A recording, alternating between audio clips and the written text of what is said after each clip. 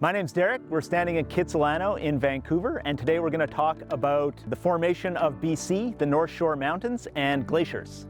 So we're standing here in Kitsilano in Vancouver. In behind me are the Coast Mountains, and these mountains were formed way off the coast of British Columbia millions of years ago, hundreds of millions of years ago, deep in magma chambers under volcanoes. These rocks with plate tectonics were on a collision course with North America. When they collided, they were pushed up to form these massive mountains.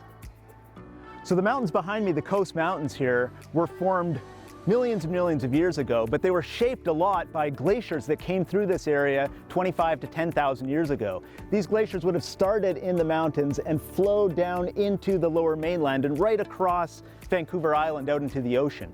And these glaciers are powerful agents of change in the mountains. They sculpt the valleys and they shape the size of the mountains. And a lot of these valleys and mountains behind me here were shaped by this ice.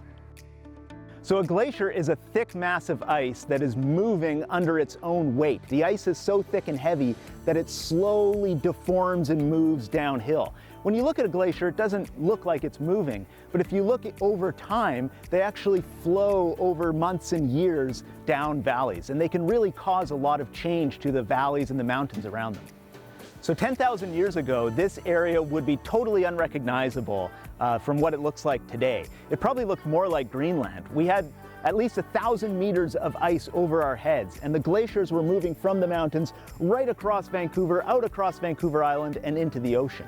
And the weight of all this ice over our heads was so much that it pushed the Earth's crust down. Sort of like if you have a toy in the bathtub and you push on the top of it. But when the ice melted, it's like taking the pressure off that toy and the toy would bounce back up in the bathtub.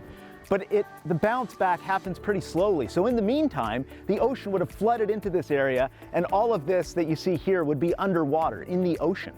But the ice also carries with it all this dirt, or what we call glacial sediment.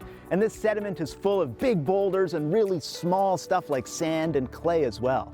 A lot of BC is covered in 1 or 2 meters of this glacial sediment. But in some areas, like in the interior BC, there can be hundreds of meters of this sediment thick.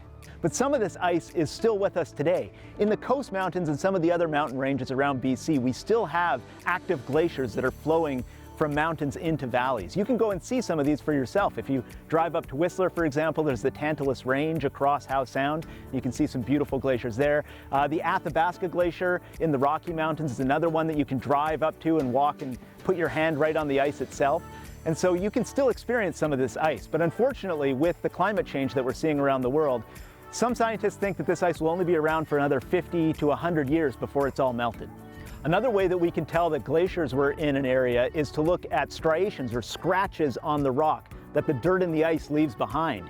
You can have a look at these on polished surfaces, for example, near the Chief in Squamish, and geologists can tell a lot about the glacier from these scratches. We can tell the direction it was moving, we can tell sometimes how thick and powerful the ice was, and all kinds of interesting information. Plate tectonics is really important for understanding where different deposits and rock types are around British Columbia. So understanding plate tectonics and the glacial history is really useful for us to be able to find new deposits and understand the mineral resources we have available to us in British Columbia. That's just a little taste of the history of glaciation and mineral resources here in British Columbia.